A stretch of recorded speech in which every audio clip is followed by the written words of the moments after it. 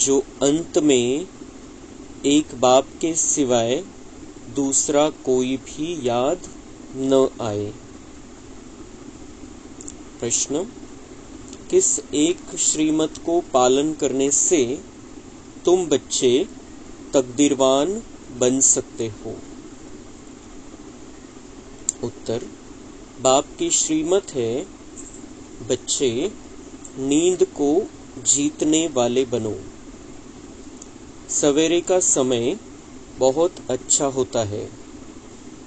उस समय उठकर मुझ बाप को याद करो तो तुम बख्तावर बन जाएंगे। अगर सवेरे सवेरे उठते नहीं हैं तो जिन सोया तिन खोया।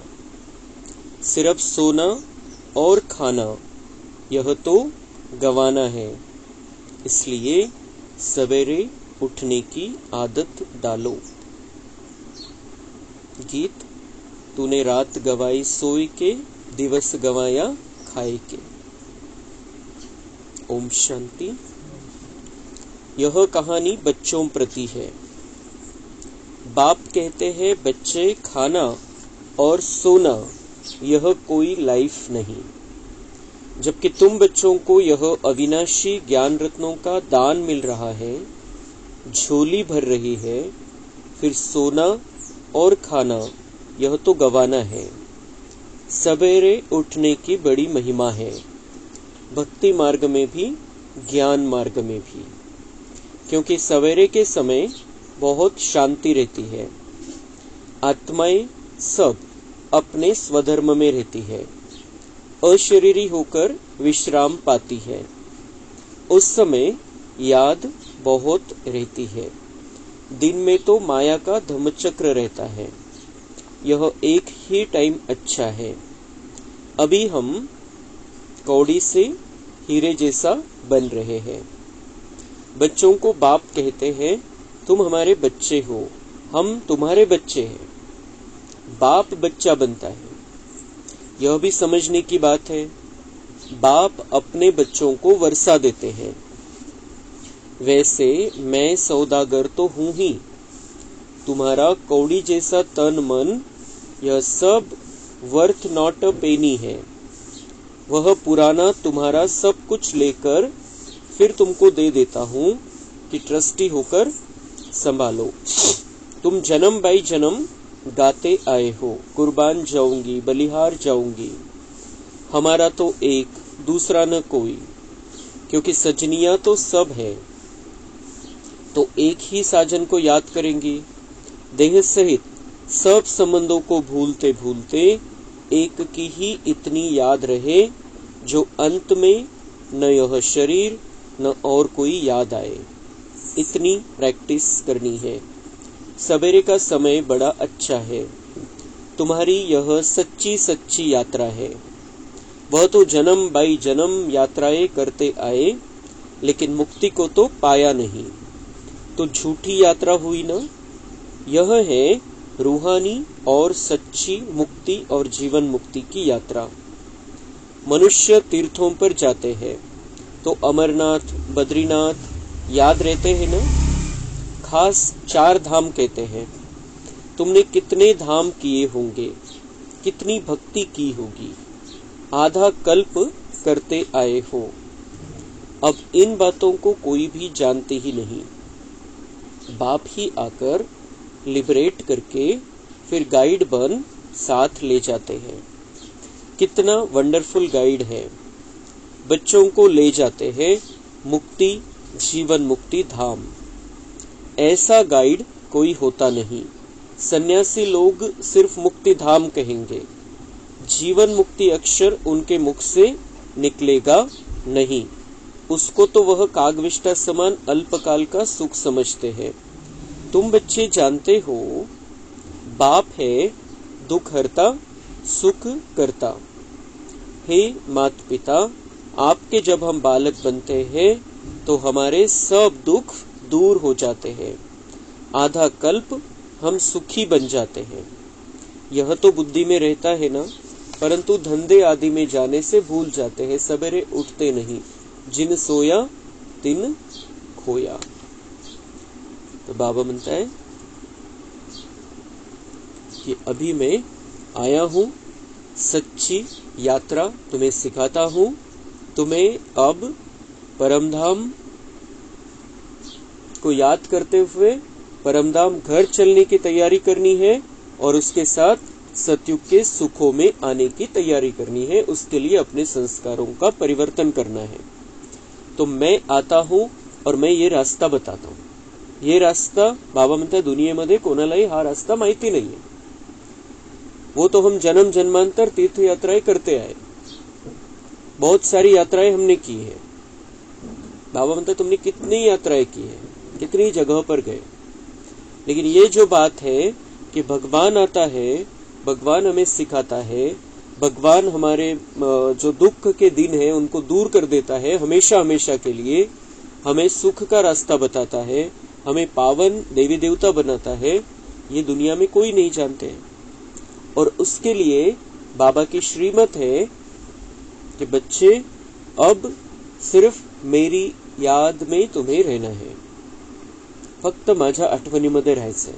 बाकी सगळ्यांची जी आठवणी सेवेसाठी, सेवा करायची सगळ्यांची, पण बुद्धीमध्ये क्लियर एक बाबा असला पाहिजे. इतनी प्रैक्टिस करनी है कि अंत समय एक बाबा के सिवाय कोई दूसरा भी याद न आए. अशी प्रॅक्टिस आपल्याला करायची. असं नाही की आता कुठं, आता तर अजून चालू आहे आपलं आयुष्य, नंतर बघू आपण, शेवटी तर होऊनच जाईल, शेवटी तर एक बाबाच राहील, बुद्धीमध्ये दुसरं काही राहणार नाही, असं म्हणून नाही चालणार. तो बाबा ने कहा इसका बहुत काल का अभ्यास चाहिए, तब अंत समय में मेरी याद बुद्धि में रहेगी. जगदीश भाई जेव्हा त्यांनी शरीर सोडलं 2001 मध्ये, तेव्हा त्याचे अंतिम समय त्यांचा चाललेला होता. त्यावेळेला ते डॉक्टरांना सांगायचे तुम्ही मशीन लावा आणि चेक करा एका संकल्पाशिवाय दुसरा काही चाललेलं आहे का मध्ये. जैसे बाबा की याद है, एक ही संकल्प है या दूसरा कुछ चल रहा है, मशीन लाऊन चेक करा तुम्ही.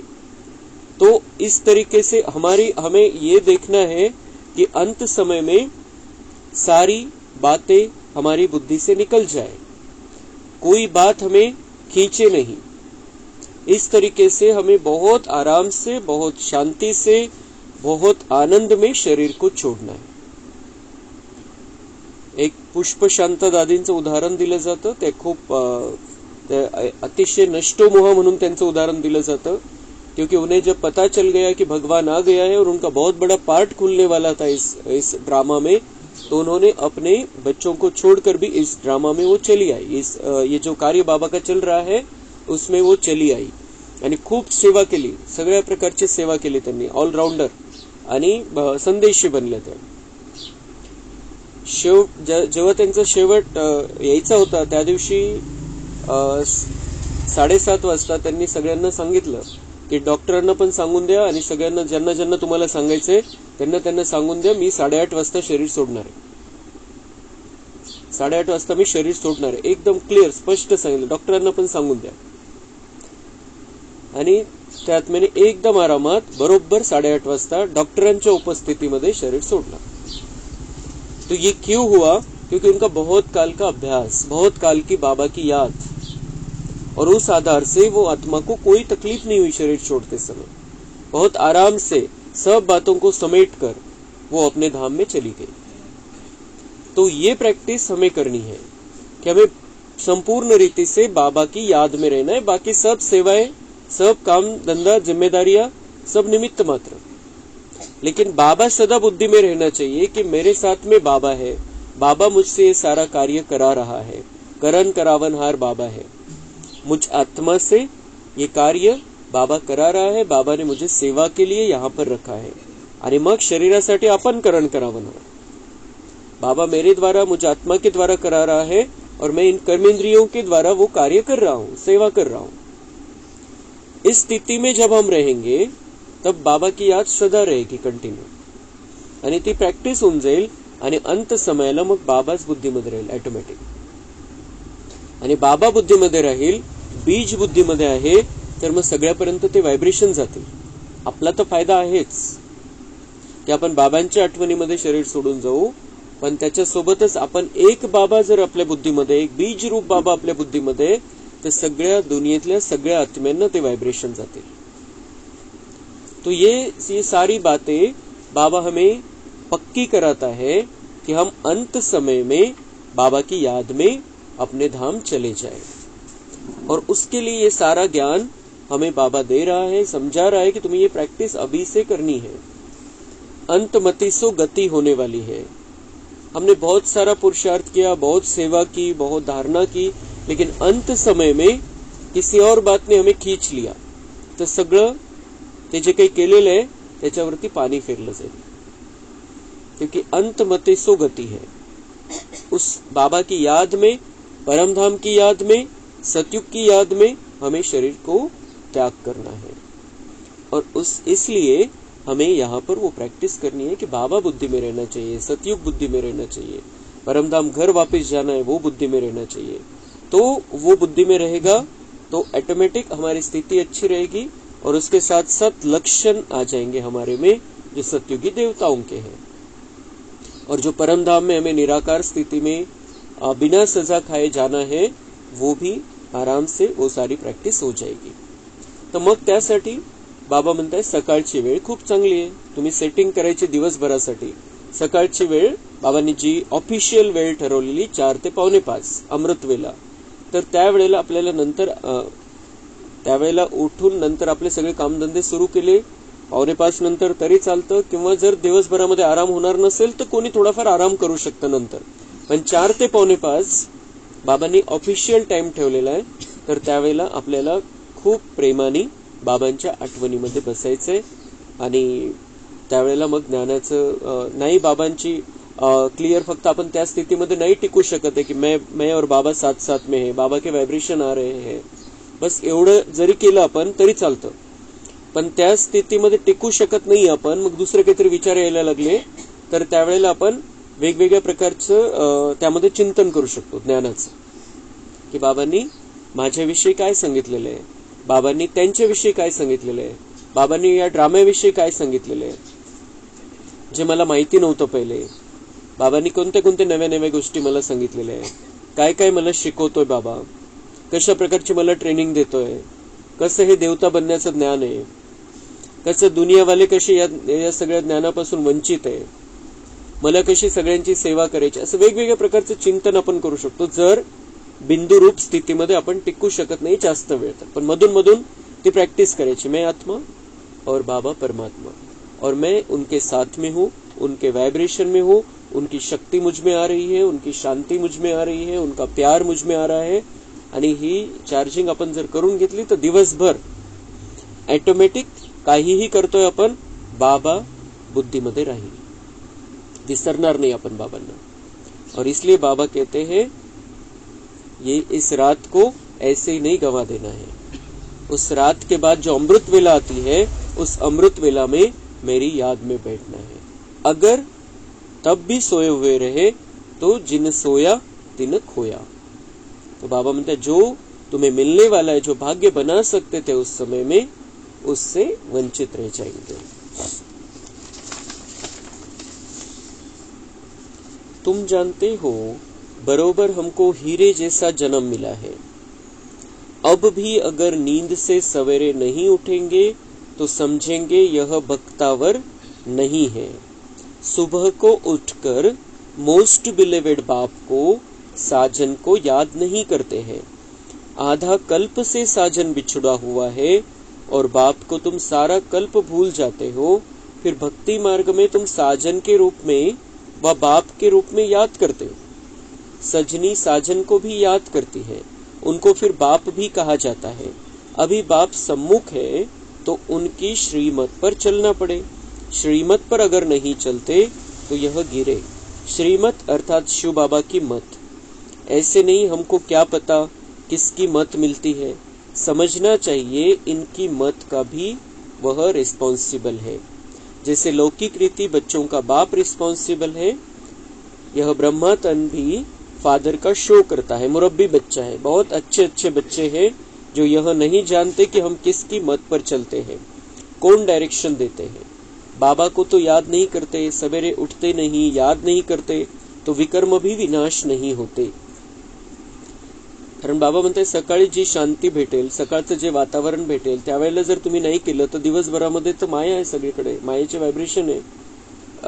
जे जे विकारवाले जे आहेत, विकारांच्या व्हायब्रेशनवाले जे आहेत, ते बाबा म्हणताय त्यावेळेला झोपलेले असतात. त्यामुळे तितके संकल्प वातावरणामध्ये नाहीये 4 ते 4:45. पण नंतर मग ते सगळे तशा प्रकारचे संकल्प वातावरणामध्ये येतात आणि मग तुम्ही जर सकाळी प्रॅक्टिस नाही केलेली आहे तर दिवसभरामध्ये बाबांशी योग नाही लावू शकत, तेवढा नहीं होना. तर बाबा म्हणते अभी तुमने मुझे साजन के रूप में याद किया, भक्ति मार्ग में पिता के रूप में याद किया, तो मैं सभी रूपों के, सभी संबंधों के साथ, सभी रूपों में तुम्हारे लिए अभी उपस्थित हूं, तो मुझे याद करो.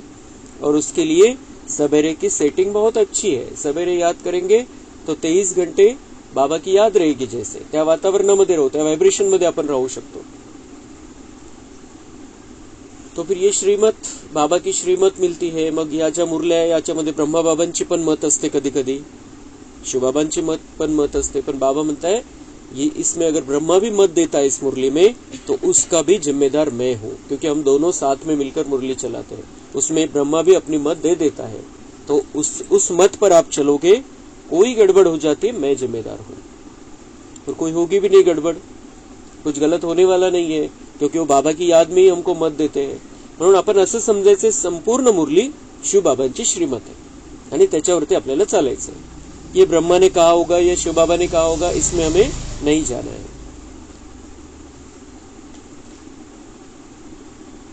बाबा बतलाते हैं इतनी मेहनत करता हूं तो भी कर्म भोग चलता रहता है, क्योंकि एक जन्म की तो बात नहीं है ना, अनेक जन्मों का हिसाब किताब है. डायरेक्शन मिला हुआ है, इस जन्म के भी पाप बतलाने से आधा कट सकता है. यह तो बाप कहते हैं, मैं जानता हूं और धर्मराज जानते हैं, पाप बहुत किए हुए हैं. धर्मराज गर्भ जेल में सजा देते आए हैं. अभी तो तुम पुरुषार्थ कर विकर्म विनाश करते हो, तो फिर गर्भ महल मिलता है. वहां तो माया होती नहीं है जो मनुष्य को पाप करावे और सजा खानी पड़े. आधा कल्प है ईश्वरीय राज्य, आधा कल्प है रावण राज्य. तर ब्रह्मा बाबा पण म्हणताय की इतनी मेहनत करता हूं तो भी कर्मभोग चलता रहता है. आपल्या मनामध्ये पण ही गोष्ट कधी कधी येते की हम इतनी मेहनत करते हैं, लेकिन ये कर्मभोग आता ही है. हम तो इतनी सेवा करते हैं, हम तो इतना बाबा को याद करते हैं, इतनी हम मुरली का अध्ययन करते हैं, लेकिन फिर भी कुछ न कुछ गड़बड़ होती रहती है, कुछ न कुछ हिसाब किताब आता रहता है, कर्मभोग चलता रहता है. तर तसं ब्रह्मा बाबा पण म्हणताय मी इतकी मेहनत करतो पण कर्मभोग तर येतो समोर. त्याचं कारण क्लियर, स्पष्ट कारण बाबा देताय, क्योंकि एक जन्म की तो बात नहीं है ना, अनेक जन्मों का हिसाब किताब है. एक जन्म की बात नहीं है, अनेक जन्म का हिसाब किताब है. तो बिल्कुल अपन कंप्लेंट करणं बंद करून टाकायचं कि मैं इतना करता हूं, मेरे सामने ये क्यों आती है परिस्थिति. ये कंप्लेंट हमने संपूर्ण रीति से हमको बंद कर देनी है, क्योंकि ब्रह्मा बाबा के सामने भी कर्मभोग आता रहता था. भगवान उनके शरीर में आता है, फिर भी उनके सामने समस्याएं आई, पेपर आए, उनकी बीमारी थी कुछ, तो कर्मभोग आया. क्यों? क्योंकि वो इस जन्म में बहुत अच्छा कर रहे हैं, इस जन्म में सब कुछ बहुत अच्छा चल रहा है. जेव्हापासून बाबांचे बनले तेव्हापासून, संगम युगामध्ये आले तेव्हापासून. पण त्याच्या एक तर त्याच्या आधीचे पाप कर्म आहे, त्याच जन्मामधले, आणि 63 जन्माचे टोटल मिळून 63 जन्माचे पाप कर्म आहे. तो उनका हिसाब किताब तो आएगा सामने. असं नाही की ते मी वेगळा होतो, आता वेगळा झालेला आहे, आता नवा जन्म झालेला आहे, मग मागचं काही यायला नाही पाहिजे. तो ऐसा होता ही नहीं है. हम आत्मा सेम आत्मा है जिसने पिछले जन्मों में पाप किया है, कुछ गलत किया है, किसी के बारे में कुछ गलत भावनाएं रखी है, गलत सोचा है, गलत कर्म किया है, किसी को तकलीफ दी है, किसी को मारा है, पीटा है, किसी का खून भी किया होगा, किसी के हक का छीन लिया होगा, कुछ न कुछ तो गड़बड़े कर दी है हमने. तो उसका हिसाब तो है. कर्मों की मशीनरी ऑटोमेटिक चलती रहती है, कर्मों के हिसाब किताब की. तो वो सारा लेकर हम संगम युग में पहुंचते हैं. असं नाही की संगम युगामध्ये एंट्री तेव्हा होईल जेव्हा मागचे पाप धुतलेले. ही क्लिअर आपल्याला एक खूप महत्वाची गोष्ट आपल्याला ही लक्षात ठेवायची. आपण सतयुगामध्ये जाऊ तेव्हा आपल्याकडे काही पाप नाही राहणार शिल्लक. पण आपण जेव्हा संगम युगामध्ये येतो, बाबा आपली निवड करतो, तो वो पतितों को पावन बनाने वाला बाबा है. हम पतित है, दुनिया वाले सारे पतित है, इसलिए तो उसको पावन बनाने के लिए आना पड़ता है. तो हम पापों के सहित, अपने पिछले पापों के सहित संगम युग में प्रवेश करते हैं. तर मग संगम युगामध्ये आलो आणि बाबांचे झालो तर ते तो हिशोब तर राहील, तो हिशोब तो द्यावाच लागेल आपल्याला. तो उसके लिए हमें तैयार रहना है, क्योंकि हमें संगम युग में रहकर इन पापों का हिसाब किताब चुकतू करना है. इसके बाद है संगम युग और परम धाम के बीच में है धर्मराजपुरी. जब बाबा धर्मराज के रूप में स्थित हो जाएगा, बिल्कुल तो न्यूट्रल हो जाएगी कि जो पाप कर्म है उसकी सजा, और ये क्लियर हो गया पाप कर्म. इस तरीके से उस समय कार्य चलेगा. लेकिन बाबा अभी हमें समझाता है, अगर तुम मेरी याद में रहोगे तो तुम्हारे जन्म जन्मांतर के पाप कर्म भस्म हो जाएंगे. आता खूप सारे पाप कर्म आपल्याला माहिती नाही किती आहे, आणि प्रत्येकाचे असं नाही की मीच जास्त पाप केलेले किंवा कोणी जास्त पाप केलेले, सगळे. आणि कोणाचा पापाचा हिशोब कधी निघेल काही सांगता येत नाही. इस जन्म के जो पाप है, बाबा ने उसके लिए हमें सहूलियत दी है कि आधा ऐसे ही माफ हो जाएगा अगर तुम मुझे सच बता दो. सिर्फ जो तुम्हें पता है तुम्हारे से गलत हुआ है, सिर्फ उसके लिए योग की भी जरूरत नहीं. बाबा की याद में बैठकर सिर्फ हमें बता देना है की मेरे से ये जो मुझे मालूम है, 5 वर्षानंतर 7 वर्षानंतर जे काही लक्षात आहे ते पाप जर आपण बाबांना सांगितले की माझ्याकडून हे चुकलेलं आहे, ही भावना, हे विचार, हे कर्म, हे जे काही मी केलेलं होतं, याच्याविषयी त्याच्याविषयी जे काही केलेलं आहे, अगर सारा हम बाबा को बता दे तो बाबा ने कंसेशन दिया है कि 50% ऐसे ही तुम्हारा माफ हो जाएगा. इस जन्म का 50% माफ हो जाएगा, और बाकी के फिर हम भस्म कर सकते हैं योग से. और फिर पिछले जन्मों के हिसाब किताब भी हमें योग के आधार से, योग अग्नि के आधार से भस्म करने.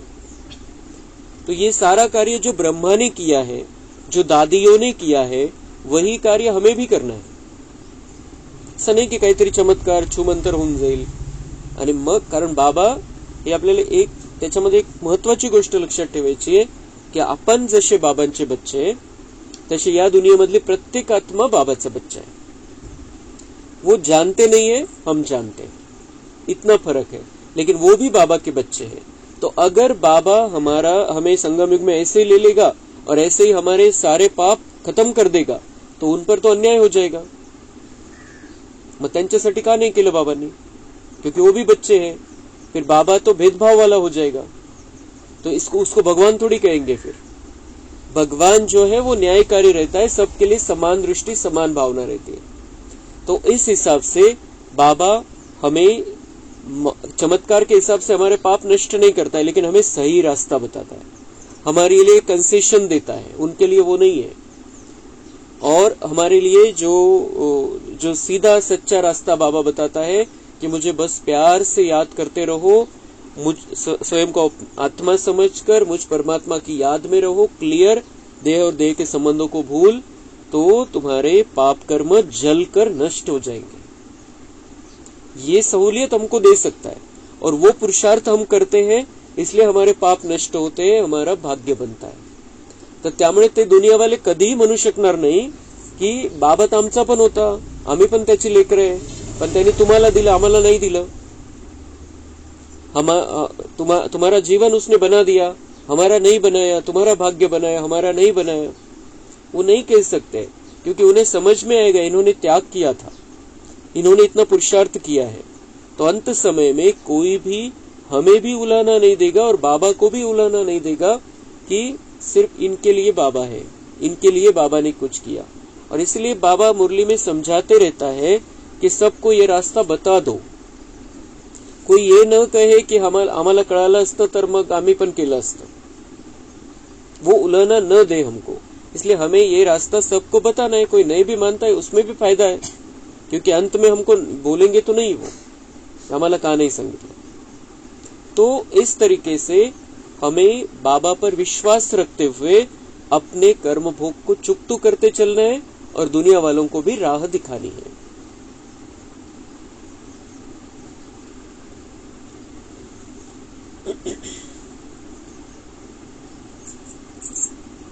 माया बड़ा तूफान लाती है, माया बड़ा तूफान में लाती है। तुम हर एक वास्तव में हनुमान हो। माया कितना भी तूफान लाए, हम बाबा को और स्वर्ग को कभी नहीं भूलेंगे। घड़ी घड़ी बाबा कहते हैं सावधान। मनुष्य तो तीर्थों पर धक्के खाने के लिए जाते, यहाँ और तो कहाँ नहीं जाते। एक ही बाप और सुखधाम को याद करते रहना है। तुम तो बरोबर विजय पहनने वाले ही हो। इनको बुद्धि योग बल, ज्ञान बल कहा जाता है। याद करने से बल मिलता है, बुद्धि का ताला खुलता है। तो बाबा म्हणता है ये जो योग है, ये जो याद करते हो तुम, तो इस याद से बल मिलता है, ताकत मिलती है, बुद्धि का ताला खुलता है। बाबा की याद में रहने से जो बुद्धि को लॉक लगा दिया था माया ने, वो खुल जाता है और ताकत मिलती है। और इस आधार से बाबा म्हणते हैं माया कितने भी तूफान लाए, तुम्हारी शक्ति हनुमान जैसी रहेगी और तुम माया रावण को हरा दोगे। अगर कोई भी बेकायदे चलन चलते हैं तो उनकी बुद्धि का ताला ही बंद हो जाता है। अगर हम बाबा की श्रीमत के विरुद्ध चलते हैं तो हमारी बुद्धि का ताला, बाबा म्हणते हैं, बंद हो जाता है। समझ में आ जाएगा कि इनकी बुद्धि चल ही नहीं रही है अभी, क्योंकि हम बाबा की श्रीमत के विरुद्ध जाते हैं। तो वो जो बुद्धि है, जो दिव्य बुद्धि जागृत होनी चाहिए, वो नहीं होती है। तो हमें इस बुद्धि के ताले को बंद नहीं होने देना है। उसके लिए बाबा की याद में रहना है, बाबा की श्रीमत पर चलना है।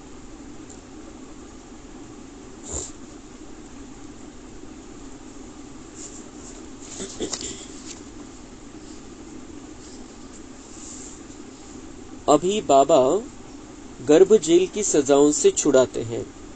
कहते हैं मुझ बाप को याद करो तो पापों की सजाओं से छूट जाएंगे, तुम पावन बन जाएंगे।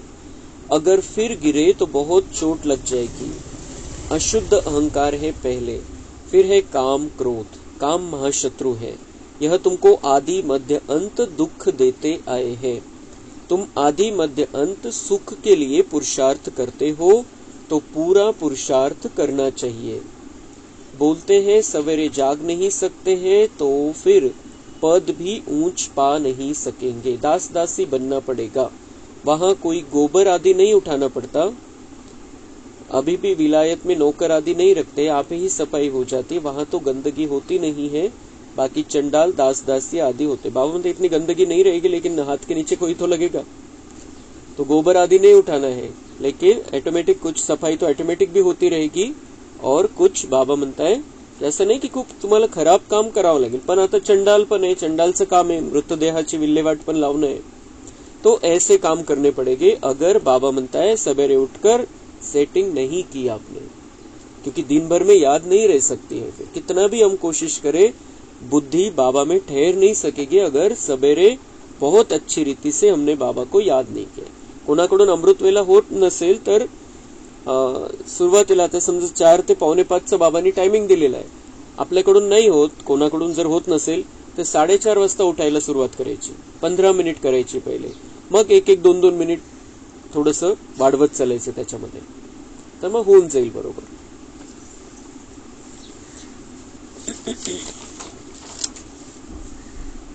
अच्छा, मीठे मीठे सिक्के लधे बच्चों प्रति माता पिता बाप दादा का याद प्यार और गुड मॉर्निंग।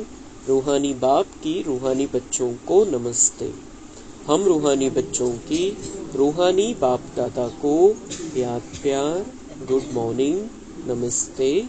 वाह बाबा वाह, शुक्रिया बाबा शुक्रिया।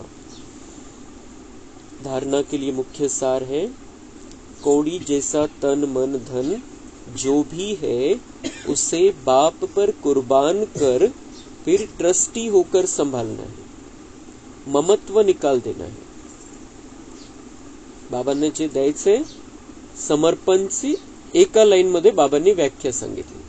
समर्पित व्हायचंय, समर्पण करायचंय बाबावरती। म्हणजे काय, कौड़ी जैसा तन मन धन जो भी है, अभी हमारे पास जो है वो सतयुग की तुलना में कुछ भी नहीं है। जैसा कौड़ी है, तन भी खराब मन भी खराब हो गया था और धन भी कितना है सतयुग की तुलना में, तो बाबा म्हणते कौड़ी जैसा जो है तुम्हारे पास अभी, उसे बाप पर कुर्बान करना है। कैसे कुर्बान करना है? उससे हमें वर्षा लेना है, लेकिन उसके पहले अपना वर्षा उसको देना है। हम बाबा का बच्चा बनते हैं और बाबा भी हमारा बच्चा बनता है संगम युग में। इतना सुंदर चांस बाबा देता है कि मुझे अपना बच्चा बना लो और बाबा को हम ये वर्षा दे दे। हमारे पास जो है वो बाबा का है, मेरे बच्चे का है, मेरा बच्चा है शिव बाबा, उसका है। उस रीति से कुर्बान कर फिर ट्रस्टी होकर संभालना है। बाबा म्हणता है मेरे पे मुझे दे दो, समझो कि शिव बाबा का है, शिव मेरा बच्चा है, उसका सब कुछ है, और फिर दूसरा काय त्याच्या पुढे मग ट्रस्टी होकर खुद ही संभालो।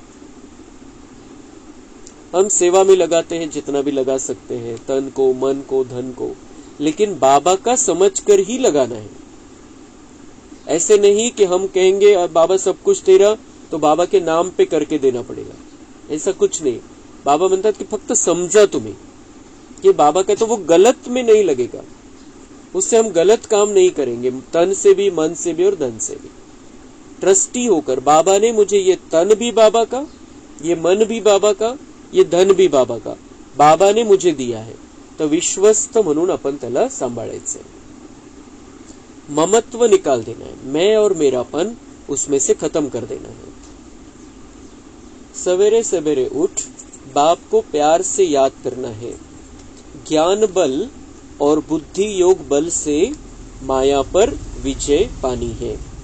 वरदान है दृष्टि द्वारा शक्ति लेने और शक्ति देने वाले महादानी वरदानी मूर्त भव। आगे चलकर जब वाणी द्वारा सेवा करने का समय या सरकमस्टांस नहीं होगा, तब वरदानी महादानी दृष्टि द्वारा ही शांति की शक्ति, प्रेम, सुख व आनंद की शक्ति का अनुभव करा सकेंगे। पुढे चालून बाबा म्हणतात कोणाची ऐकायची कॅपॅसिटी राहणार नाही आणि ऐकवून त्यांना समजणार पण नाही। इतकी बुद्धी व्यर्थ मध्ये राहील, मन व्यर्थकडे राहील, तर आपण किती सांगितलं त्याचं मन बुद्धी जर दुसरीकडे भटकते तर लक्षात येणार नाही। तो ऐसा ही समय आने वाला है अभी आगे चलकर। तो उस समय, आणि खूप गोंधळ चाललेला आहे, खूप काहीतरी वेगवेगळ्या प्रकारचे समाचार येते, इकडे हे झालं तिकडे ते झालं, असं समाचार अशा टाइमिंग मध्ये बाबा सरकमस्टांस ऐसे होंगे कि कोई बैठकर आप सुना नहीं सकेंगे, वो भी सुन नहीं सकेंगे, आप भी सुना नहीं सकेंगे, ऐसी परिस्थिति होगी। तो ऐसे समय पर वरदानी महादानी दृष्टि द्वारा ही शांति की शक्ति, प्रेम, सुख व आनंद की शक्ति का अनुभव करा सकेंगे। भक्त दृष्टि द्वारा सेवा बाबा से ले रहे हैं, बहुत पावरफुल बाबा की किरणें मुझ में आ रही है और मेरे द्वारा इन सबको वो जा रही है, वो किरणें मेरी यहां से मस्तक से निकलकर जा रही है, आंखों से निकलकर इनको ये किरणें मिल रही है। वो आत्मा है सामने वाली, उसको देखते हुए हम ऐसी पावरफुल सेवा करेंगे, करनी है, उसकी प्रैक्टिस अभी से करनी है। उनको बाबा म्हणते हैं शांति की शक्ति, प्रेम, सुख, आनंद की शक्ति का अनुभव करा सकेंगे। बोलने से नहीं होगा, वाइब्रेशन द्यावे लागतील दृष्टीच्या द्वारे। जैसे जड़ मूर्तियों के सामने जाते हैं तो चेहरे द्वारा वाइब्रेशन मिलते हैं। अजून पण आपल्या ज्या मूर्त्या बनवलेल्या आहेत, जे काही आपण सेवा केली त्याची यादगार म्हणून आपल्या मूर्त्या बनवलेल्या आहेत, तर त्या मूर्तीच्या समोर जाऊन उभं राहिलं कोणी खूप शांत मनाने, तर त्या चेहऱ्यातून त्यांना वाइब्रेशन भेटतं। तो अनुभव होतो आज पण, कलियुगाच्या अंतिम समयापर्यंत पण। नयनों से दिव्यता की अनुभूति होती है, चेहरे द्वारा वाइब्रेशन मिलते हैं, नयनों से दिव्यता की अनुभूति होती है उनको, भक्तों को। तो आपने जब चैतन्य में यह सेवा की है तब जड़ मूर्तियां बनी है। का बनल्या तुमच्या मूर्त्या आणि त्या मूर्त्यांमधून अनुभव का येतो? कारण तुम्ही जेव्हा चैतन्यमध्ये संगम युगामध्ये ही सेवा केलेली आहे। जेव्हा बाबा आला होता आणि आपण बाबांचे बनले होतो, तर त्यावेळेला आपण तिची सेवा केलेली आहे दुनियावाल्यांची, दुनियावाल्यांना दृष्टी दिलेली आहे, व्हायब्रेशन दिलेले शक्तिशाली बाबांशी कनेक्ट होऊन, तर त्याची यादगार म्हणून आणि त्याचा परिणाम म्हणून आजपर्यंत बाबा म्हणतात त्या मूर्तीच्या द्वारे त्यांना साक्षात्कार होतात, त्यांना अनुभव येतो, शांती मिळते. इकडे आल्यानंतर काय होतं त्याचं या कलियुगामध्ये आपल्याला माहिती आहे, पण समोर गेल्यावर तर तो अनुभव त्यांना होतो. तो वो थोड़ा है, वो मूर्ति से ले रहे हैं, लेकिन हम चलती फिरती मूर्ति है. हम उन्हें इतना भरपूर कर सकते हैं कि वो अपने स्थान पर जाने के बाद भी अपना काम धंदा करते हुए भी उस अनुभव में रह सकते हैं. ते तर दर्शनापुरतं तेवढं मर्यादित राहिलेलं आहे मंदिराचा विषय. लेकिन अगर हम वो हमारे पास में आएंगे अब, तो हम डायरेक्ट देंगे बाबा से लेकर. तिथं मूर्ति निर्जीव है, लेकिन वो सिर्फ परिणाम है हमने जो किया है संगम युग में. अब हमें डायरेक्ट देना है, बाबा से लेके उनको डायरेक्ट देना है, डायरेक्ट अनुभव कराना है. तो इसलिए दृष्टि द्वारा शक्ति लेने और देने का अभ्यास करो, तब महादानी वरदानी मूर्त बनेंगे. तो दृष्टि लेने का भी अभ्यास करना है और देने का भी अभ्यास करना है, तब हम महादानी वरदानी मूर्त बन जाएंगे. चलती फिरती मूर्ति, लेकिन कैसी? महादानी और वरदानी. जो भी हमारे सामने आ रहा है, जो भी हमें दूर से भी याद कर रहा है, उसको भी ये अनुभव आना चाहिए. स्लोगन: फीचर्स में सुख शांति और खुशी की झलक हो तो अनेक आत्माओं का फ्यूचर श्रेष्ठ बना सकते हो. आपले लक्षण, आपलं वागणं बोलणं याच्यामध्ये बाबा म्हणते सुख शांती आणि खुशीची झलक सगळ्यांना दिसली पाहिजे. खूप सुखामध्ये, खूप शांतीमध्ये ही आत्मा, खूप आनंदामध्ये ही झलक आपल्या विचारामधून, भावनेमधून, बोलण्यातून, वागण्यातून दिसली पाहिजे. तर बाबा म्हणताय अनेक आत्माओं का भविष्य श्रेष्ठ बना सकते हो. अगर फीचर अच्छे हैं तुम्हारे, चाल चलन अच्छी दिखाई दे रही है, सुख शांति प्रेम दिखाई दे रहा है उसमें से, तो बाबा म्हणते अनेक आत्माओं का फ्यूचर बदल सकते हो. त्यांचं भविष्य श्रेष्ठ बनवू शकतो आपण, कारण ते व्हायब्रेशन जातील आणि त्यांनाही प्रेरणा मिळेल की आपण पण यांच्यासारखं बनावं. अच्छा, ओम शांति. कम बोलो, धीरे बोलो.